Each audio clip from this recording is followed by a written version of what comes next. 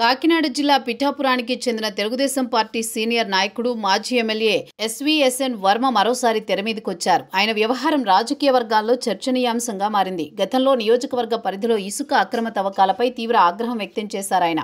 ఇక్కడ చోటు చేసుకుంటోన్న పరిణామాలు టీడీపీ కూటమి ప్రభుత్వానికి చెడ్డ పేరును తెస్తున్నాయంటూ అసహనం వ్యక్తం చేశారు.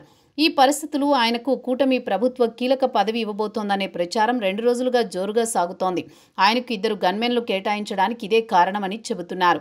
ఇసుక అక్రమ తవ్వకాల వ్యవహారాన్ని తెరమీదికి తీసుకువచ్చిన తర్వాత తనకు గన్మెన్లను కేటాయించాలని వర్మ గతంలో ప్రభుత్వానికి లేఖ రాశారని, దీనికి సానుకూలత లభించిందని అంటున్నారు. ఈ క్రమంలో ఆయనకు వ్యక్తిగత భద్రత కోసం 2 గన్మెన్లను కేటాయించారని ప్రచారం జిల్లా రాజకీయాల్లో ముమ్మరంగా ఉంది.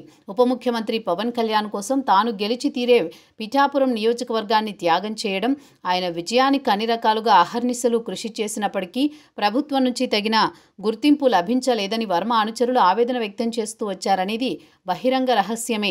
ఈ క్రమంలోనే కీలక పదవి ఇవ్వడానికి ముఖ్యమంత్రి చంద్రబాబు నాయుడు నిర్ణయించుకున్నారని జిల్లా నాయకులు చెబుతున్నారు. ఇందులో భాగంగానే వర్మకు గన్మెన్లను కేటాయించారని ఉదహరిస్తున్నారు. ఈ ప్రచారాన్ని ఎవరూ ఖండించకపోవడం, తోసిపుచ్చకపోవడంతో ఈ అనుమానాలకు మరింత బలాన్నిస్తున్నాయి. ముఖ్యమంత్రి చంద్రబాబు, ఉప ముఖ్యమంత్రి పవన్ కళ్యాణ్ సారథ్యంలో రాష్ట్రంలో అధికారంలో ఉన్న తెలుగుదేశం, జనసేన, భారతీయ జనతా పార్టీ సంకీర్ణ కూటమి ప్రభుత్వం ఏర్పాటై ఇన్ని రోజులైనప్పటికీ ఎస్వీఎస్ఎన్ వర్మకు ఎటువంటి పదవి దక్కకపోవడం పట్ల తలెత్తిన అసంతృప్తిని చల్లార్చే క్రమంలో ఈ పదవి కేటాయించడం దాదాపు ఖాయమైందని అంటున్నారు.